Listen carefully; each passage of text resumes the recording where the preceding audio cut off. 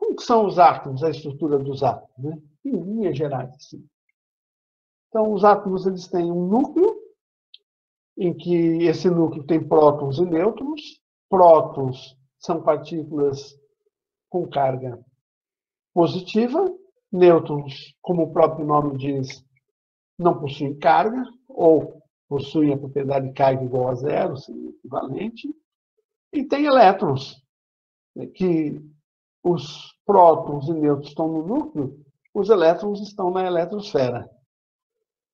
A eletrosfera é estruturada por regiões em que esses elétrons vão estar, chamados orbitais. Como são orbitais dos átomos, são chamados de orbitais atômicos. E esses orbitais, então, são regiões de maior probabilidade de se encontrar um elétron. Ou, para cada orbital, a maior probabilidade de se encontrar um ou dois elétrons, que é o número máximo que eu posso ter em um orbital. Isso é importante, né, professor? Aqui esse é um detalhe, e geralmente os alunos têm uma dificuldade. O orbital não é o elétron, né? O orbital é exatamente isso, como você disse, é a região de máxima probabilidade de encontrar o elétron, né, no átomo. A gente às vezes fala de nuvem eletrônica, né? Na verdade é essa região, tá? Então, só para a gente não confundir, isso pode dar um problema na cabeça do aluno, né? Às vezes ele pode confundir o orbital, né, com o elétron, né? Mas o orbital é essa região de máxima probabilidade de se encontrar o elétron. Até porque, né, Pablo, a gente não consegue saber exatamente o que é o elétron. O elétron é uma partícula, o elétron é uma nuvem eletrônica, né, ou ele é uma partícula minúscula que está aí oscilando, percorrendo esse orbital, ou ele é uma nuvem que se espalha nessa região. A gente não consegue estabelecer essa característica dele aqui, né, com relação ao átomo. Então, a gente sabe que existe uma probabilidade dele estar ali, né? Alta probabilidade, maior probabilidade, né, dele estar ali, naquela região. E uma característica importante é que só pode ter um ou dois elétrons em cada um desses orbitais. Então, para que eu tenha um átomo que tem 100 elétrons, né, eu tenho que ter um número grande de orbitais, 50 orbitais, para poder ter 100 elétrons, pelo menos 50 orbitais preenchidos.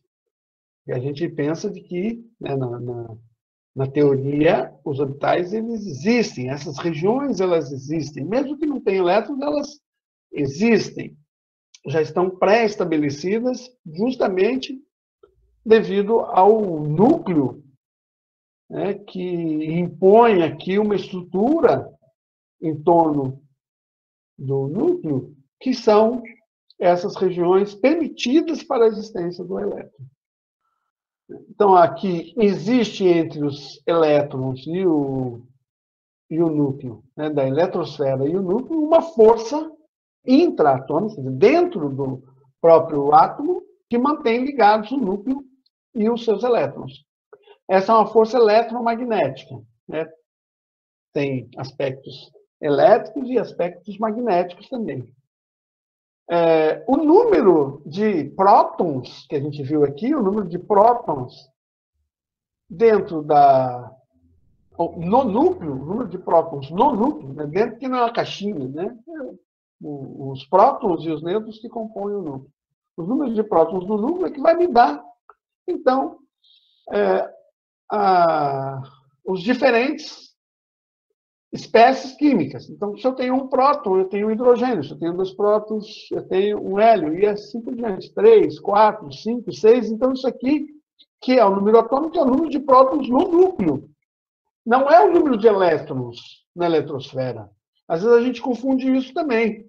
A gente pensa que o número de elétrons na eletrosfera que determina. Então, ele tem 3 elétrons na eletrosfera, ele tem 4.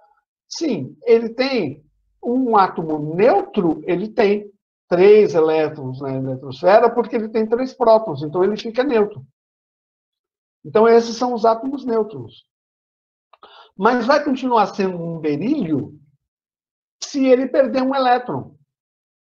Se ele tiver 4 prótons e 3 elétrons, ele vai continuar sendo um berílio. Não vai ser um átomo neutro, mas vai ser um íon. Como é um íon positivo, a gente vai chamar de cátion. Se o oxigênio vir aqui e pegar um elétron, o flúor pegar um elétron, ficar então um flúor com uma carga negativa -1, ele continua sendo um flúor, só que agora vai ser um íon, chamado no caso de ânion, um íon negativo. Tá? Então eu posso ter átomos neutros, número de prótons no núcleo, o número de elétrons na eletrosfera ser o mesmo, mas eu posso ter também átomos que perderam algum elétron, ou ganharam algum elétron, e aí vão ser íons. O número de elétrons na última camada, que vai me dar as linhas, os períodos, e a cada novo elétron eu vou ter cada novo próton no núcleo, portanto, cada novo elétron que eu possa ter na eletrosfera, eu vou ter as colunas, que são as famílias. Isso a gente viu no fascículo anterior, que a gente trabalhou. Eu vou começar a pensar na ligação química com 2 átomos neutros separados, distantes um do outro. Então, se eles estão distantes, eles estão cada um com uma energia, tem associado a eles cada um uma energia, e aí eu vou aproximando. Só aqui, quando os dois... Vou ler aqui esse material da Porto, editora, uma editora portuguesa. Vocês vão ver aqui algumas coisas vão estar escritas no português de Portugal, acentuação, próprio de Portugal. Então, quando os 2 átomos se encontram suficientemente separados, pode supor-se que não existe interação entre eles e que a energia potencial do sistema formado por esses átomos isolados é nula. Então, ele tem uma determinada energia potencial, 0. Não tem interação. Vamos pensar na energia potencial gravitacional. Eu pego um corpo, coloco ele próximo da superfície da Terra, aí ele tem uma energia potencial. Então, por que eu digo que ele tem uma energia potencial? Porque eles estão próximos, estão sendo atraídos. Quando tem essa força de atração ou uma força de repulsão, eu tenho energia potencial. Aqui, quando eles estão distantes a ponto de não interagir, então é 0 a energia entre eles, potencial entre eles. Porque a energia potencial se dá devido à interação entre os corpos. Então, a energia potencial aqui é 0. Não tem capacidade de produzir trabalho nenhum, porque eles não vão se atrair, nem vão se repelir. Então, se eles estão distantes, nenhum tipo de interação. Quando eu vou aproximando, então, à medida que os átomos se vão aproximando, começam a intensificar-se as forças atrativas entre os núcleos de um dos átomos e a nuvem eletrônica do outro, o que provoca uma diminuição da energia potencial do sistema. E quando a gente vai aproximar átomos neutros, é que vai havendo atração. Por quê? Porque o núcleo de um átomo atrai a nuvem eletrônica do outro. E vice-versa. Essa repulsão que pode existir a princípio mesmo das nuvens eletrônicas, as ligações químicas são facilitadas pelo movimento que os átomos têm.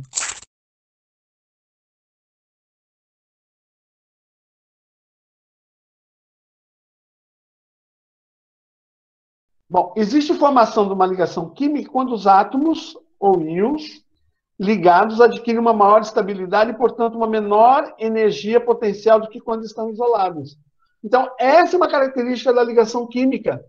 A ligação química estabiliza porque tem menor energia. Vamos pensar numa bacia. Imagine que isso daqui fosse uma bacia, né? Eu coloco uma bolinha aqui. O que acontece? O potencial é muito grande, né? A energia potencial dela é muito grande aqui. Então, ela tende a cair para o poço. É uma bolinha de gude. Tá? Aí ela fica lá embaixo do poço. Aqui é a menor energia que ela vai ter.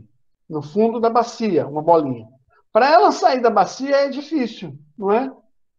Então, É difícil os átomos se desligarem porque eles estão aqui no fundo desse poço. Vamos pensar aqui num poço, numa bacia, num poço. Então, eles ficam ligados. Eu preciso o quê? Fornecer energia para poder eles se desligarem. Porque para eu romper uma ligação química, eu preciso fornecer energia. Falar, mas tem ligação química tem reação química que é exotérmica. Sim, reação química pode ser exotérmica. Ligação química, sempre que eu for romper uma ligação química, romper pelos átomos ou os íons, eles vão ter mais energia do que se eles estiverem ligados. Numa reação química, o que acontece é que eu tenho uma ligação e vou para outra ligação, se eu fosse representar aqui, uma outra ligação de menor energia. Um outro poço. Então, eu tenho aqui uma ligação química, e aí, se eu conseguir sair dessa ligação química de um dos átomos, esse aqui, e for ligar com outro átomo aqui, né? Então, aí eu vou ter uma ligação química exotérmica, vai liberar energia aqui, né? Libera energia. Não é disso que a gente está falando. Estamos falando que a ligação química ela é menor do que os átomos separados, né? A ligação química tem menor energia do que os átomos. Então, a ligação química é isso.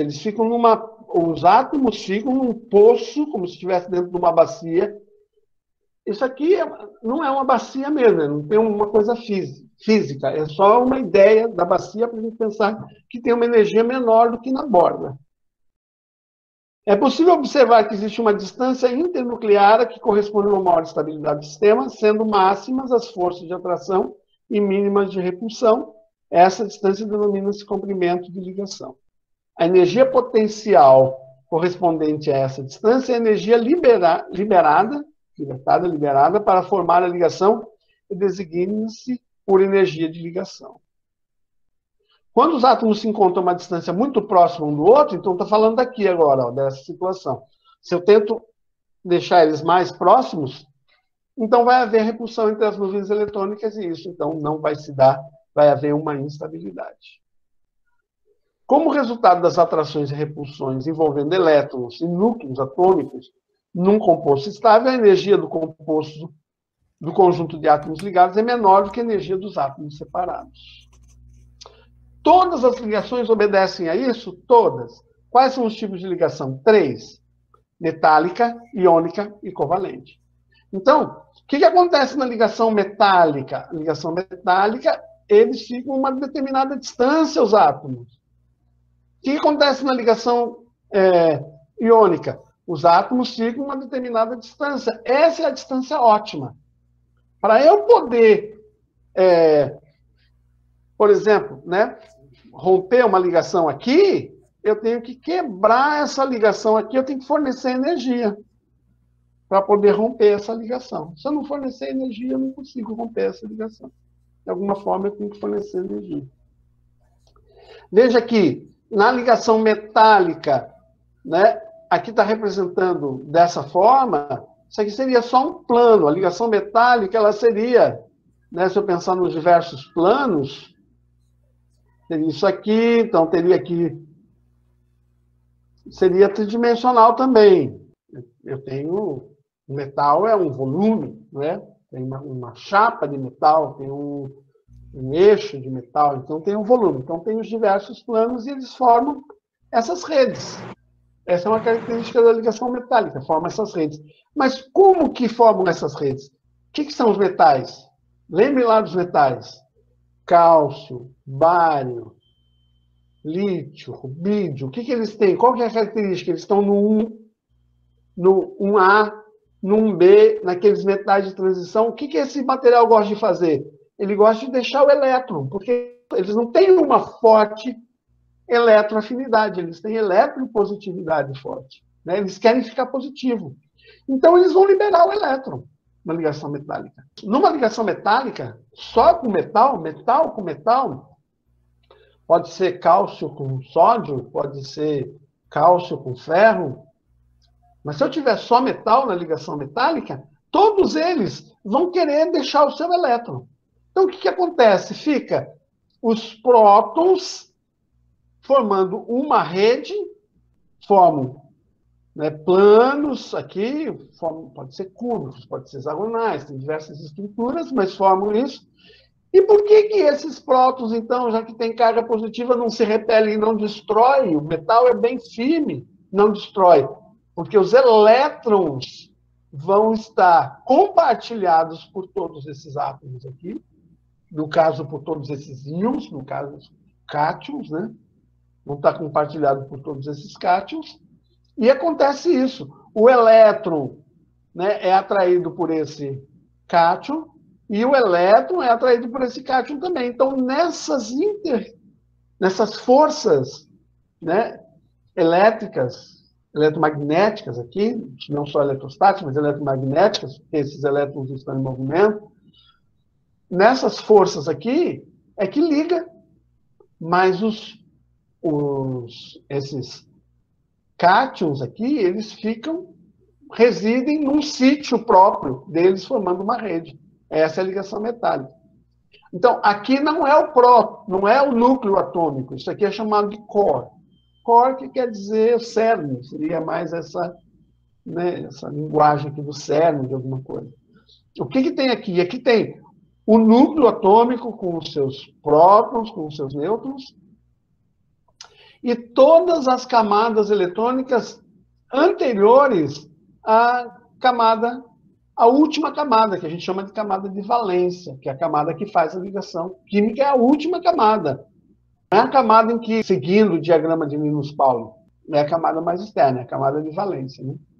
Onde você tem lá na distribuição de Linus Pauling, que você coloca na 4S, depois você vai colocar na 3D.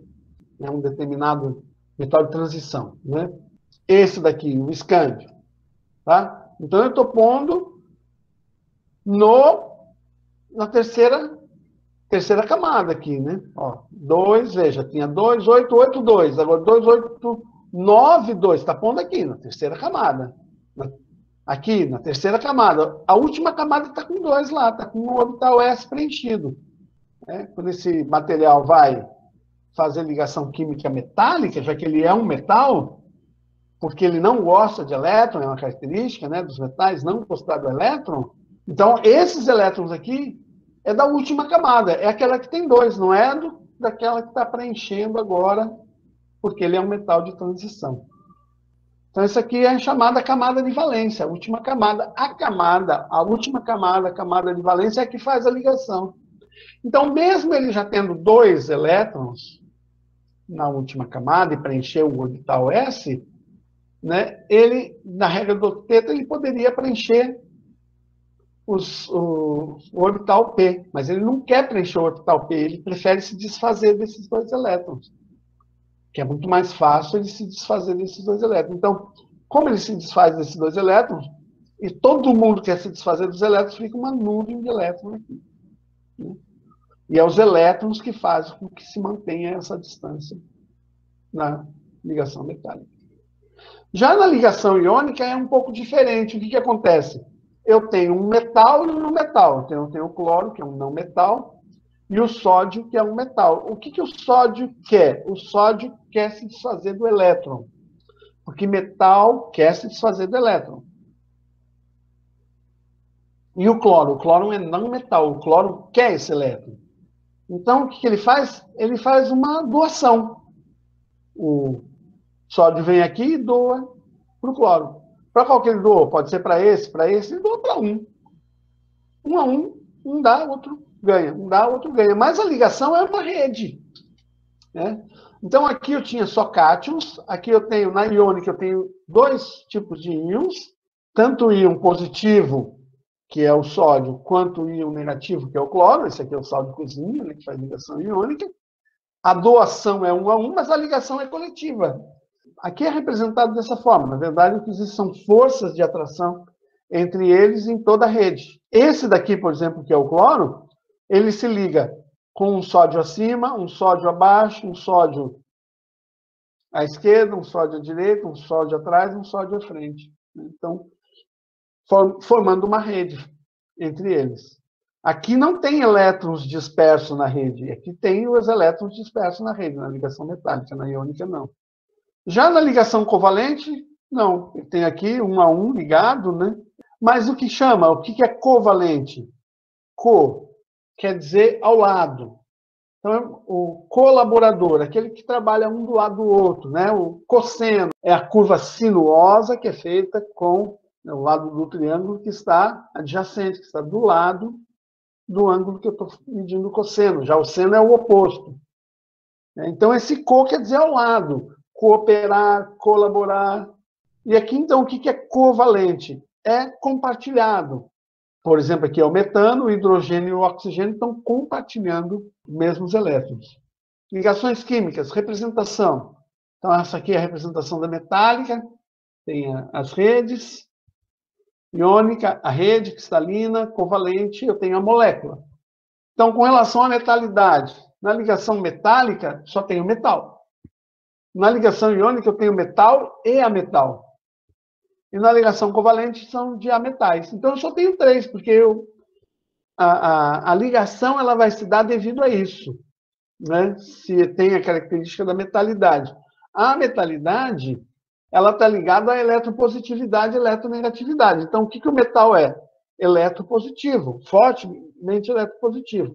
A eletropositividade cresce, né, da direita para a esquerda na tabela periódica, enquanto que a eletronegatividade cresce da esquerda para a direita. Então, o metal está mais à esquerda, eletropositivo. O ametal está mais à direita, eletronegativo. Então, na ligação metálica, todos são eletropositivos, nenhum eletronegativo, mais, estou falando em termos de caráter, né? Mais eletropositivo, menos eletronegativo. Aqui no caso da iônica, um é eletropositivo, que é o metal, o outro é eletronegativo, que é o ametal. Estou falando em termos de característica principal. Eletronegatividade é um intervalo, é um range, né? Todos têm um valor de eletronegatividade e um valor de eletropositividade, mas a característica fundamental é ser mais eletropositivo do metal, menos eletronegativo. E assim, na ligação covalente é entre ametais, quer dizer, é entre espécies químicas que têm forte afinidade por elétron. Por isso que eles compartilham, porque ambos querem o elétron. Então, quais são as partículas? No caso da metálica, eu só tenho cátions, só tenho íons positivos, porque eles deixam os elétrons, no que se chama do mar de elétrons. E na iônica eu tenho íons, tanto cátions quanto ânions, e na covalente eu tenho moléculas. Não tenho as moléculas, o que são? Eu tenho ligação, tenho as ligações químicas, de tal modo que não há perda do elétron ou ganho do elétron, tem o compartilhamento. Número de átomos, então, nas ligações metálicas são muitos. Então, eu pego uma barrinha de ferro, aquilo lá tem, para cada mol, né, são 20 e poucos gramas de ferro, 30 gramas de ferro, não sei dizer exatamente, mas em torno disso, eu tenho 602 vezes 10 a 23 átomos que estão ligados ali. E 602 vezes 10 a 23 elétrons nesse mar de elétrons que estão entre, né, os cores, seriam os núcleos atômicos e mais essas orbitais que ficam abaixo do orbital de valência. No caso da iônica também, as ligações se dão 2 a 2, né, essa troca de um dá o elétron e o outro recebe, pode ter mais, né? Um pode dar elétron para duas espécies diferentes, mas né, dessa forma, né, que esse 2 aqui está querendo representar, né? E as ligações podem se dar em rede. As ligações vão se dar em rede, né? Eu tenho um cátion no centro e ânions no entorno. Aí eu vou para o ânion, tem um ânion no centro e cátions no entorno. Sempre há dessa forma, né? Tem aqui cátion, tem o cátion, aqui do lado tem o ânions. Aqui, agora eu tenho aqui esse ânion, então eu tenho do lado cátions, né? e vão, então, dessa forma eu tenho a rede, né? Não tenho cátion do lado de cátion, eu tenho cátion, ânion e assim por diante. Elétrons são compartilhados, a transferência e a compartilhado. Veja, tanto a ligação metálica quanto a ligação covalente, há compartilhamento. A diferença é que aqui compartilham todos. E aqui compartilham do par, né? 2 a 2. No orbital molecular. A polaridade, essa é a polar. Polar. Então, por que é a polar? Pela simetria. Não tem todos os cátions e todos os elétrons distribuídos uniformemente. Aqui não, né? Eu tenho cátions, ânions, cátions, ânions, cátions, ânions. Então, isso vai dar um caráter polar na ligação. Na covalente, eu tenho polar e apolar. Depende se no caso, né, já que os dois são a metal, mas um pode ter maior afinidade do que o outro. No caso da água, né? Vai ter uma maior afinidade que o outro. Por exemplo, o hidrogênio e o oxigênio. O oxigênio é muito mais eletronegativo, então acontece isso. Solubilidade com relação a solventes comuns. Água, por exemplo. Álcool, né? É um óleo. Então, como que é, né? Então, a metálica é insolúvel. Um ácido, para ter uma solubilidade, né? Se eu pôr ferro em ácido sulfúrico, aí vai dissolver. Mas o metal não dissolve em água, vai oxidar, vai demorar para oxidar. Já a iônica, solvente polar. Né? O sal de cozinha se dissolve na água. Já na covalente, eu posso ter tanto solvente polar, quanto solvente apolar. Mas semelhante, dissolve semelhante, a gente vai ver o porquê. Ponto de fusão alto, é fácil fundir metal? Não, né? 1000 e poucos graus. É fácil fundir sal? Não. Você põe o sal lá, você queima o sal difícil, né? É muito mais fácil, no caso do ponto de fusão, derreter açúcar, etc. É muito mais fácil derreter do que o sal. Ligação metálica. Ele não tem uma eletroafinidade, né? Ele não quer os elétrons na última camada, porque ele só tem 2, e ele quer ficar com a última camada preenchida. A camada anterior já está preenchida, com certeza ele tem 8 na camada anterior. Então, o que ele faz? Ele joga fora um ou 2 elétrons que ele tem. Né? Então, ele vai fazer ligação metálica.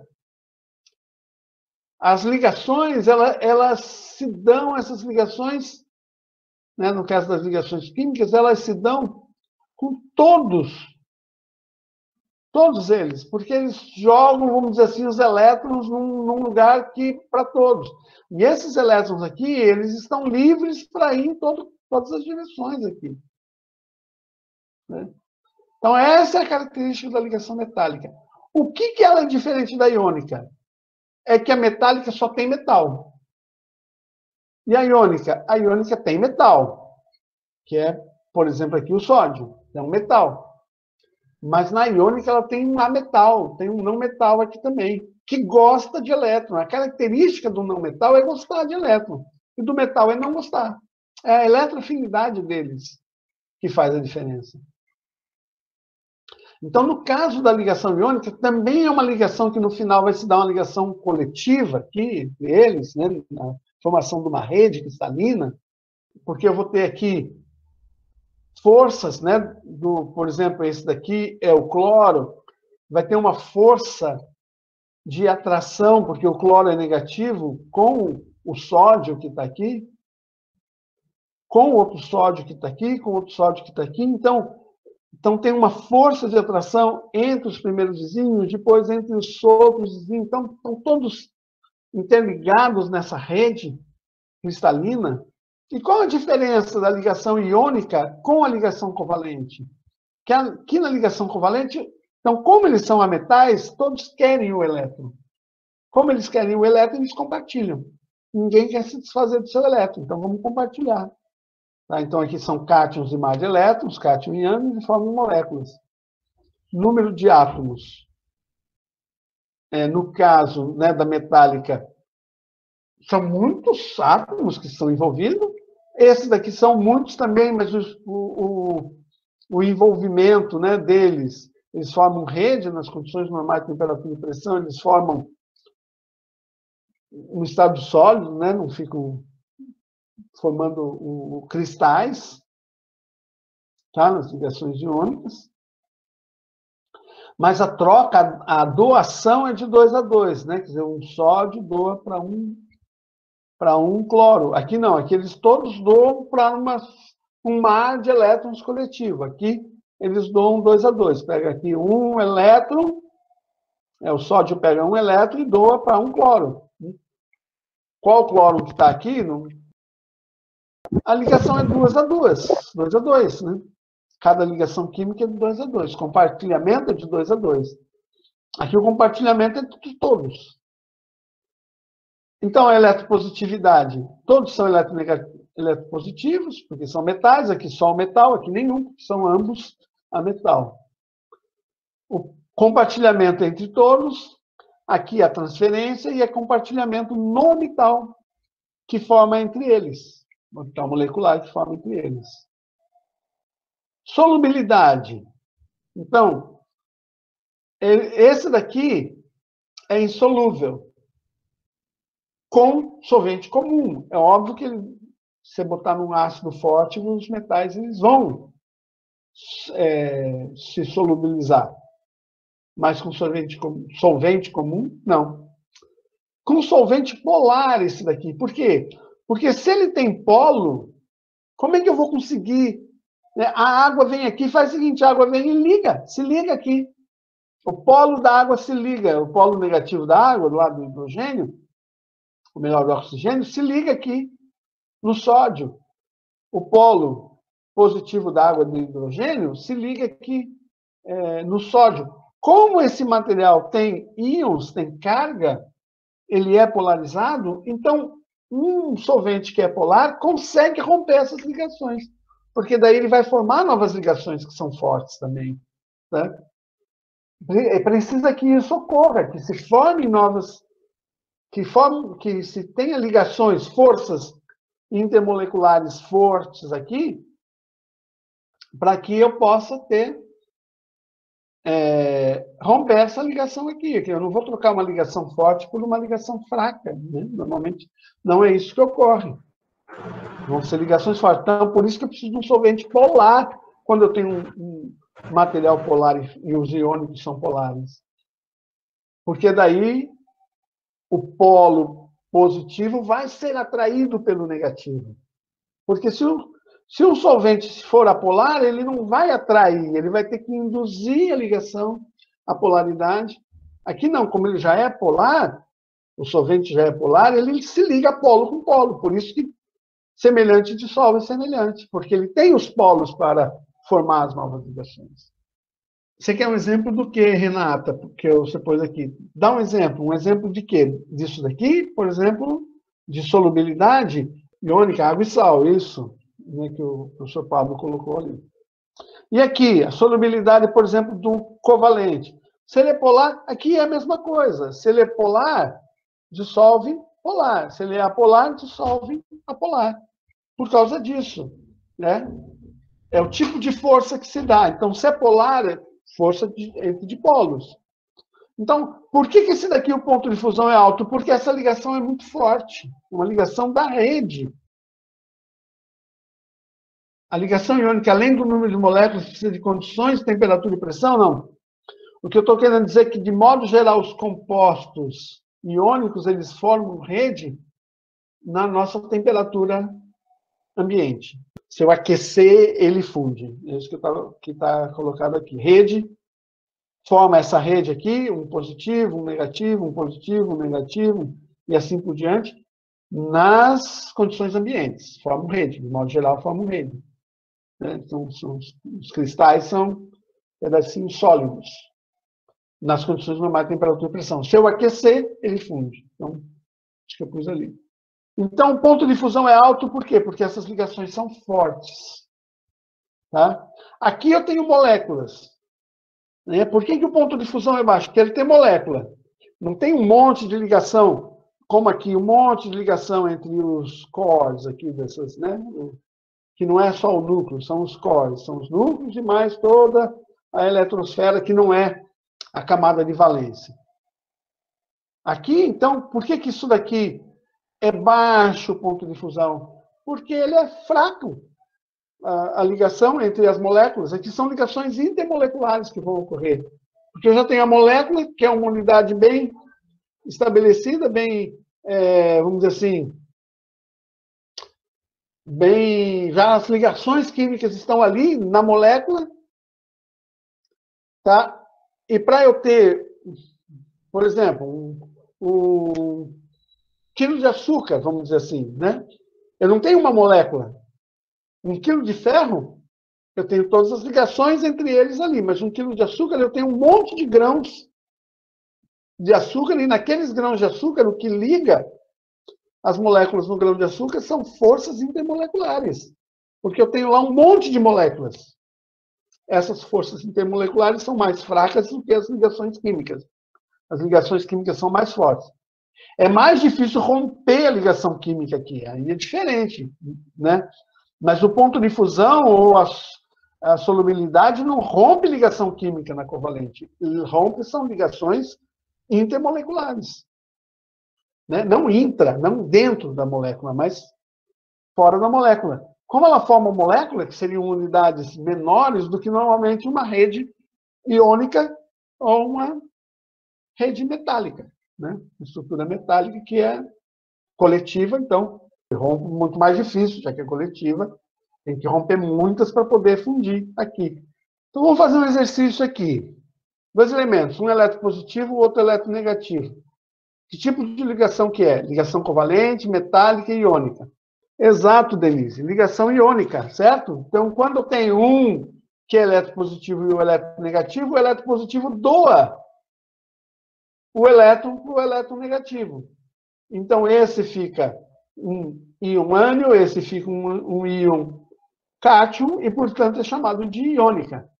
Quando os dois são eletronegativos, que tipo de ligação que eu tenho? Qual o tipo de ligação que eu tenho? Ligação eletronegativo, ligação covalente. Se os dois querem elétrons, eles compartilham. Né? Os dois são eletropositivos, quando ninguém quer, eles jogam no mar de elétrons. Quem faz isso? De jogar os elétrons no mar de elétrons? O metal, a ligação metálica. Então, aqui, 3, ligação metálica. 2, 3, 1. Né? Bom, vamos falar das teorias que explicam as ligações químicas. Então, é a TLV, teoria da ligação de valência, e a TOM, teoria de orbitais moleculares. Eu tenho orbitais atômicos e aqui eu tenho orbitais moleculares. Tá? Vamos explicar isso. Ó. As ligações se dão com os próprios orbitais atômicos e se sobrepõem. Na teoria dos orbitais moleculares, formam-se orbitais moleculares e distribuem-se os elétrons. São 2 formas de explicar a ligação. Como? Quem distribui os elétrons? Isso aqui é teoria. Então, eu sei que a ligação acontece. Eu sei um monte de características da ligação. Como eu explico essa ligação? A teoria explica a ligação. Tem 2 teorias que explicam a ligação. As 2 são válidas? As 2 são válidas. Uma é mais válida que a outra? Não necessariamente, não preciso ver dessa forma, uma é mais válida que a outra. O que eu posso dizer é que a teoria do orbital molecular ela é mais complexa, tá? Ela tem mais elementos químicos, ela tem explicações para situações mais difíceis, explicações que a teoria da ligação de valência não explica, por exemplo. Tá? Então, mas se eu for trabalhar com uma molécula, a teoria da ligação de valência explica muito bem. Não precisa, por exemplo, no metano, eu não preciso pensar na teoria do orbital molecular. Tá? A teoria do orbital molecular ela é muito mais rica, muito mais complexa, E algumas vezes ela é rica e complexa demais para a gente pensar em usar em situações em que a teoria da ligação de valência funciona bem. Pensando sob o ponto de vista prático, né? Por isso que eu não estou dizendo que uma é melhor que a outra, a teoria é melhor do que a outra. Porque essas teorias, elas nos dão solução para problemas práticos.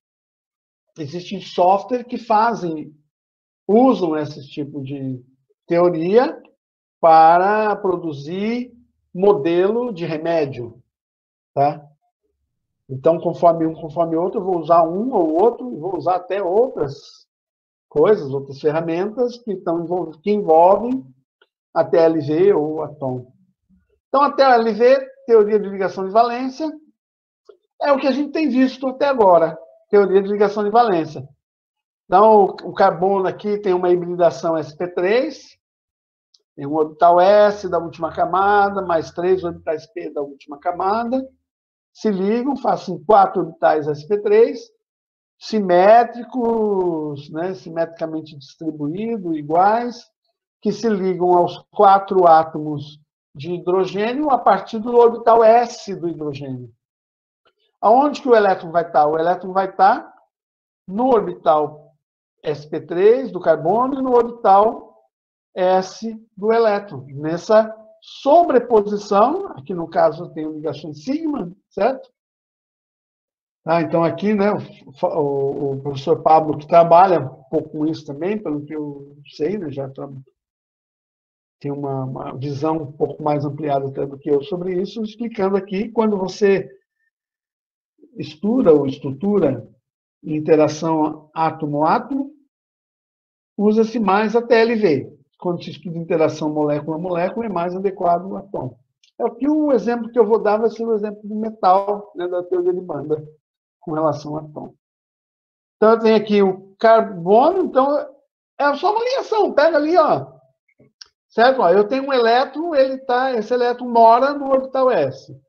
Eu tenho um elétron, esse elétron mora no orbital P. Vamos fazer o seguinte, vamos compartilhar as casas aqui, de onde eles moram, ligando, sobrepondo as casas, o orbital S e o orbital P. Pronto, formam um lugar no espaço, o orbital é um lugar no espaço, com uma energia tal em que esses dois elétrons estão ali, cada um com seus números quânticos, perfeitamente em harmonia, vamos dizer assim, né? Tem a ligação química a partir daí. O que é a ligação química? A ligação química, como a gente viu, é a interação das nuvens eletrônicas com os cores, né?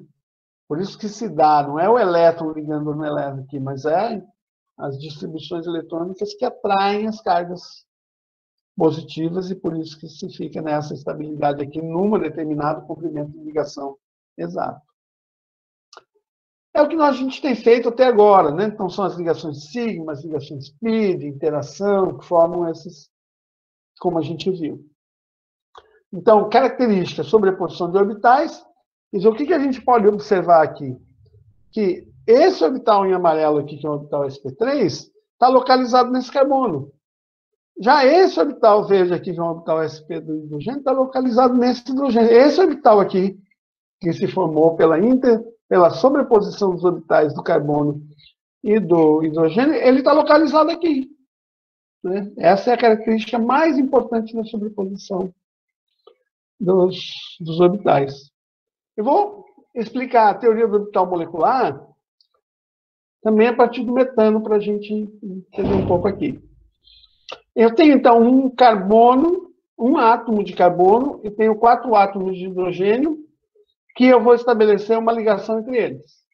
Estou tratando só da camada de valência aqui, dessa ligação, a camada de valência, os orbitais P, os orbitais S, tá? Não estamos falando em hibridização aqui, não tem hibridização, tem só os orbitais S, 3 orbitais P e 1 orbital S. Aqui 1 orbital S, aqui os 3 orbitais P. E aqui 1 orbital, né, S de cada um dos carbonos. Está no 1S, aqui está no 2S, aqui no 2P. Temos no total 1, 2, 3, 4, 5, 6, 7, 8. Eu pintei aqui só para diferenciar que são átomos diferentes, né? Agora, todos têm a mesma energia aqui, uma energia um pouco menor do que o 2s do carbono, uma energia menor do que o 2p do carbono. Coloquei assim, pensei aqui num nível de energia subindo aqui, né? Pensando aqui assim, aqui. Tá. Então, aqui, energia, certo? Assim, crescendo, tá? Tenho aqui, vou fazer, então, os orbitais moleculares. Pronto. Fiz um orbital molecular aqui. Não, como assim? Não, eu sei o seguinte, quando eu vou formar a ligação química, o orbital S com o orbital S aqui forma um orbital molecular aqui, que eu vou chamar de A1. Tá? Esse é um orbital molecular. Aí, só que na teoria dos orbitais moleculares, eu tenho um orbital de menor energia, tenho um orbital de maior energia, de tal modo que as energias somadas, a energia, né, desse A1 com o A1 estrela, dá a energia desses aqui somados também. Tá? Então, eu tenho os mesmos valores de energia, se eu somar os dois orbitais aqui e os dois orbitais aqui. Só que qual que é a regra lá na ligação que a gente falou? Ele vai procurar diminuir a energia. Então, eu tenho, tá? Esse daqui é chamado de orbital ligante e esse de antiligante. Vamos continuar, vamos pegar o P. Eu tenho 3 orbitais P, eu tinha pego um orbital S, agora então eu tenho 3 orbitais S. Então eu tenho 3 orbitais P com S. Para cada orbital, eu vou ligar, tá? Aqui eu posso ligar com 1, aqui eu posso ligar esse com 1, esse com 1, esse com 1. Eu ligo de 1 a 1, orbital com orbital. Só que, em vez de fazer aquela sobreposição de orbital, eu coloco aqui os níveis de energia desses orbitais e chamo de T aqui. T tem a ver com a teoria que explica isso daqui. E aqui eu tenho o T2, já que é aqui tem o 1 e o 2 aqui. Eu não sei exatamente o porquê. Talvez o professor Pablo explique. Se é porque tem aqui um S, ou se está em ordem 1, 2, 3, né? O T é porque está juntando orbitais, o A é porque está juntando orbitais S, e o T é porque estão juntando orbitais. Está associado com S, um com S, né? E o 2 com o orbital P. Então, tendo orbital P tem 2, tendo orbital S é 1. Né? E o A estrela significa antiligante. Eu tenho 8, veja só, eu tenho 8 elétrons e eu tenho 4 orbitais ligantes, 4 orbitais antiligantes. Como é que eu faço? Eu distribuo primeiro nos ligantes. E sempre vai dar só nos ligantes. Nunca vai dar nos antiligantes. Tá? Sempre vai dar só nos ligantes, nos orbitais ligantes. Os orbitais antiligantes, eles existem, a teoria explica eles, como que eles existem, mas o preenchimento de elétrons está nos orbitais ligantes. Então, agora eu já não falo mais de que tem um orbital S, um orbital P, tá? Que vai sobrepor, são outros orbitais, de outra estrutura, outra região do espaço que vão formar esses orbitais.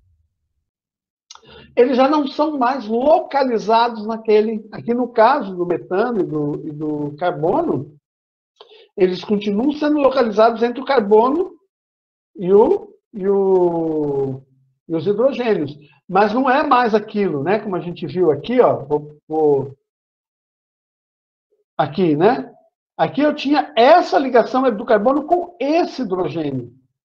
Tá? Aqui não. Aqui eu tenho todos esses orbitais aqui são da molécula, que pertence à molécula, que não necessariamente vai estar junto daquele átomo, ele vai se distribuir diferentemente, mas de tal modo que, com essa distribuição, vai ter, no resultado final, a gente vai ter as mesmas distribuições eletrônicas que o experimental vai nos indicar. Né? Vai dar a mesma distribuição eletrônica. Para a gente ter uma ideia também com relação a isso, né, para ficar um pouco mais claro isso daí, dessa mesma distribuição eletrônica, que aquela distribuição eletrônica que a gente via lá quando fazia o orbital pi, não era. Né? A gente via o orbital pi, tinha uma coisa assim, né, lá no orbital pi. Tem aqui um carbono com um orbital assim, aí a gente fazia um traço assim. Na verdade, não é assim a distribuição que a gente encontra. Lembra, né? Tinha o carbono, a gente fazia isso. Então, tinha o carbono aqui, e aqui os orbitais P faziam uma ligação desse tipo. Na verdade, a gente não tem isso daqui, esse arco dessa forma. É uma nova estrutura que se forma, né, de distribuição, que é essa ligação π aqui, tá? Que se encontra, né, quando vai fazer a análise da distribuição de elétrons. Vamos pensar o seguinte, nos metais, que é onde isso daqui vale a pena. Se eu tenho um átomo de sódio e outro átomo de sódio, o que eu tenho? Eu tenho um orbital aqui, A1, um ligante, um antiligante, tenho 2 elétrons, eles estão aqui. O próximo nível, então eu tenho A2, tem um ligante, um antiligante. Se eu quiser saber como que um elétron vai de uma camada para outra, próximo nível, estava desocupado, ele vem para cá, calcula os ligantes, os antiligantes. Vamos pegar um monte de sódio. Então, tem a camada de valência, se eu tiver 2 átomos, eu tenho esse nível aqui. Se eu tiver 3 átomos, o orbital molecular já é outro. Já tenho que calcular tudo de novo. Vai dar 2 orbitais aqui. Se eu tiver 4 átomos, já são outros. 5 outros, e assim por diante. Se eu tiver um número grande de átomos, que é o caso da ligação de metais, eu tenho uma banda de energia. Essa banda significa um monte de orbitais aqui, vai juntando, dando um monte de orbitais, tão próximos um do outro, que forma como se fosse um contínuo. Então, o metal aqui, quantos orbitais eu tenho? Se eu tiver um mol de metal, eu tenho 6 a 2 a 10 a 23, nessa banda aqui. E o metal conduz eletricidade porque os elétrons não estão em órbitas localizadas. Se a gente tentar fazer sódio com sódio, sódio com sódio, sódio com sódio, a gente não consegue explicar a condutividade. Né? A condutividade acontece porque eu tenho esses orbitais deslocalizados. Então, para fazer essa banda aqui e poder explicar, aí tem um monte de cálculo, essa teoria é muito mais sofisticada, e a ideia é essa. Eu tenho muitos elétrons, esses elétrons não formam uma sobreposição dos orbitais ali. Eles formam orbitais que percorrem todo o metal. Por isso que o elétron está livre, senão o elétron não estaria livre. Se fosse só sobreposição, o elétron estaria preso, estaria localizado. Então, é essa não localização que faz com que a gente consiga explicar, por exemplo, a condutividade. Então, um único átomo, 5 átomos, muitos átomos, existem, né, o que a gente tinha visto aqui, que vai formar uma banda, a banda desse daqui, que é a camada de valência, a banda do seguinte, vai permitir com que haja condução de elétrons, porque aí os elétrons vão estar deslocalizados, vão poder percorrer todo o material. Tá? Isso aqui a gente trouxe porque fala, né, bastante complexo, porque fala, mas o legal da teoria de banda, da gente entender que quando a gente vai colocando essa solução de que eu tenho um átomo, e aí eu ponho o outro e sobrepõe, é um tipo de ver a coisa. Quando eu tenho muitos átomos, a ideia é de que as interferências entre eles, vamos dizer assim, não se dá só ali, um com o seu vizinho, mas toda a rede vai construir uma estrutura de locais onde os elétrons vão estar, que percorre toda a rede. Isso é o orbital, né? O orbital a gente definiu dessa forma, é a região onde o elétron, onde eu tenho a maior probabilidade de encontrar o elétron. Então, a teoria da ligação de valência não consegue explicar o metal, porque o elétron não está no entorno do seu átomo. O elétron vai estar em todo, ele vai estar deslocalizado, porque se ele não estiver deslocalizado, ele não conduz. O elétron está livre dentro do metal, por isso eu preciso de uma teoria que me explique isso. E a teoria do orbital molecular explica isso. O elétron existe num determinado nível de energia, numa determinada região, com um nível de energia, e consegue, então, percorrer todo o metal.